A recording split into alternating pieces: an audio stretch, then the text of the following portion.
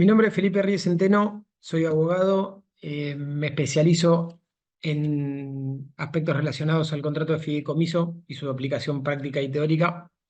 Y hoy les quería compartir algunas cuestiones poco debatidas que tienen que ver con el orden público y el contrato de fideicomiso. Nuestro Código Civil y Comercial regula el contrato de fideicomiso en los artículos 1666 al 1706, creo, si no recuerdo mal, y no dispone en ningún momento o no establece en ningún momento cuáles son aquellas normas disponibles por las partes y aquellas que son de orden público. Esto que les voy a compartir es una opinión personal porque y profesional, como les decía, el código no tiene nada regulado al respecto y como tal, absolutamente opinable, ¿sí?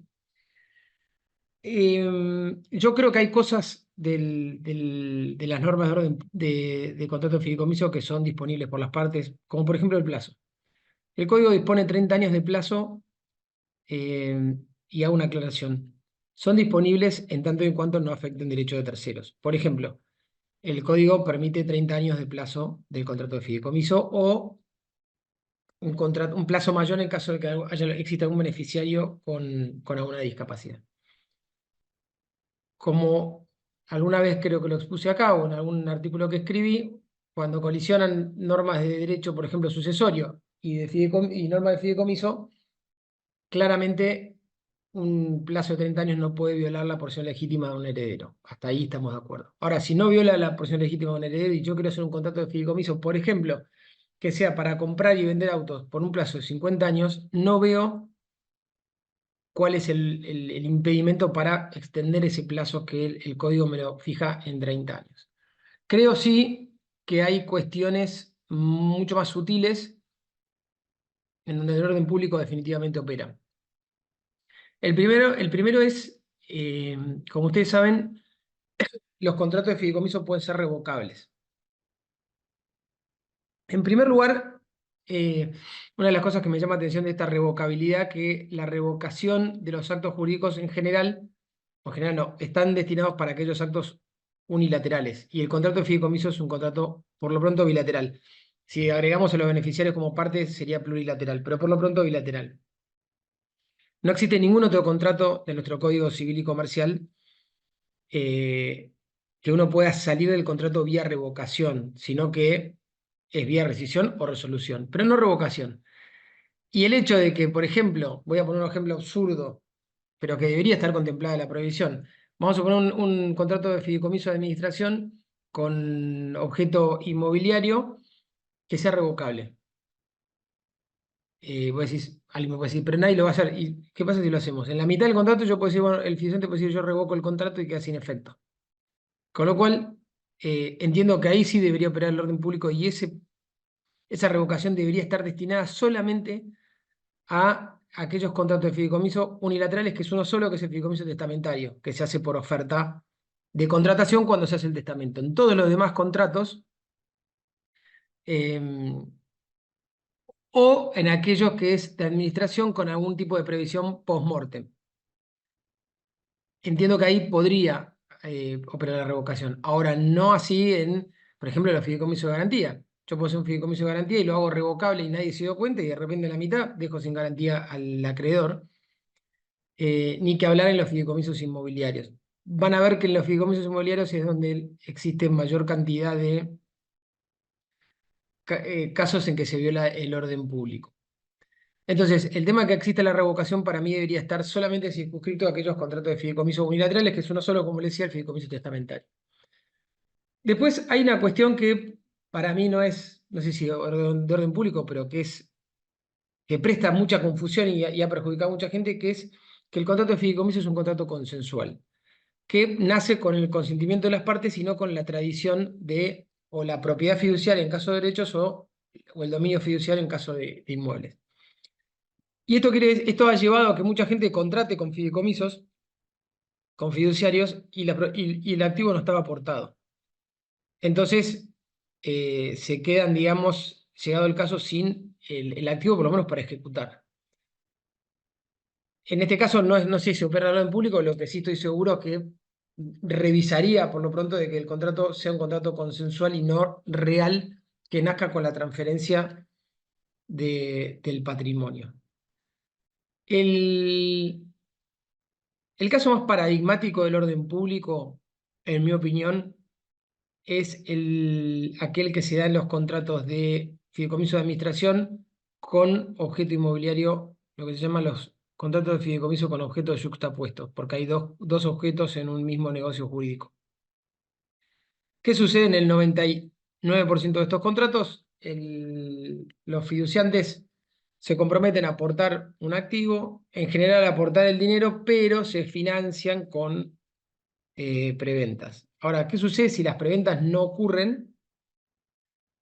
Bueno, sucede lo que sucede en todos los días. Ahora hay un famoso caso de fideicomiso llamado Albacroce, que tengo la oportunidad de asesorar a algunos clientes, que básicamente pusieron plata y no recibieron absolutamente nada. ¿En qué consiste el orden público o la prohibición que yo entiendo debería operar acá, en este tipo de contratos? Este tipo de contratos deberían estar prohibidos si no existe al momento de que nazca el contrato una cuenta, un aporte del fiduciante de la totalidad del dinero para hacer la obra. Alguien me puede decir, bueno, pero entonces de esa manera no se van a hacer más fideicomisos de inmobiliario. Bueno, mejor, porque si se van a hacer como se hacen ahora, que es perjudicando a mucha gente, el de Albacroce es un ejemplo de infinidad. Si no recuerdo, el emprendimiento del Río también era fideicomiso, un edificio que nunca se hizo. Concurso preventivo, bueno, ya perdieron todos los que pusieron plata. Em, si es así, no estaría mal que no se puedan hacer ese tipo de contratos, salvo que haya una cuenta con la plata a la vista o invertida o de una manera para para garantizar la obra. Hoy hay muchos casos y lamentablemente la gente consulta tarde, no consulta cuando ingresa el contrato de fideicomiso, sino cuando ya el contrato se rompió. Los últimos dos aspectos del orden público, bueno, otra cosa que se hace mucho y debería estar prohibido por normativamente, en mi opinión, son adendas modificando el objeto del fideicomiso, objeto que las partes en general tuvieron en miras al contratar. Por ejemplo, voy al caso este de Albacroce para no dar mucho rodeo. A mí me dicen, bueno, vos pagás una unidad, tantos dólares, no tenés que poner más plata. En este caso de Albacroce se celebró una asamblea, ahora vamos a hablar de la asamblea de fiduciantes, en la que dicen, no, bueno, no alcanza la plata, hay que pedir más plata. Están desvirtuando el negocio, lo que motivó al contratante a hacerlo, a ingresar. Y eso debería estar protegido, debería estar prohibido adendas que modifiquen el objeto. Una cosa es hacer una adenda para tomar algún tipo de decisión sobre la administración, pero no que cambie el sinalagma, digamos, de lo que tuvo en mente a una persona para contratar. El otro tema que debería estar prohibido, en mi opinión, normativamente, donde se opera el orden público, son precisamente las mal llamadas asambleas de fiduciantes. Si el fiduciante puede dar instrucciones durante la vida de un contrato de fideicomiso, no es un contrato de fideicomiso, es un contrato de mandato, llegado el caso, pero no fideicomiso. Y vía esos vehículos de asamblea se ponen modificando cuestiones que el tipo que puso la plata al final lo terminan perjudicando. Y después, esto ya es un tema de gusto personal, no afecta tanto, pero sí de técnica de contratos. Los contratos de adhesión en los contratos de fideicomiso deberían estar prohibidos. ¿Por qué? Piensen esto, yo soy fiduciante, tengo el 100% de una masa de derechos. Alguien se adhiere a ese contrato. Primero, la adhesión no está contemplada en ningún contrato del Código Civil y Comercial. No estoy hablando de los contratos de adhesión, sino de la incorporación de un contrato mediante los contratos de adhesión. Entonces estoy creando más derechos de los que había 100% de fiduciante, entra alguien adhiriéndose, entonces ahora tengo 110% de derechos. Como nunca sucede nada, no pasa nada, pero las unidades en los contratos de fideicomiso de administración con objeto inmobiliario se deberían vender vía boleto o vía cesión de derechos en aquellos casos que se le asignó al fiduciante una unidad. Como verán, hay varias cuestiones que, en mi opinión, deberían estar reguladas. Sí, no tengo dudas que el contrato de fideicomiso en el que no figura la plata, no existe la plata para hacer la obra, debería estar prohibido y muy controlado por IGJ, por CNB, por alguien, porque hay mucha gente que ha sido estafada. La revocación del contrato es otro tema que habría que revisar o dejarlos, digamos, solamente para algunos negocios jurídicos. Así que bueno, quería en esta pequeña pastilla sobre fideicomiso compartir estas ideas como disparador y ya los encontraremos en alguna otra para seguir hablando del tema de fideicomiso. Saludos.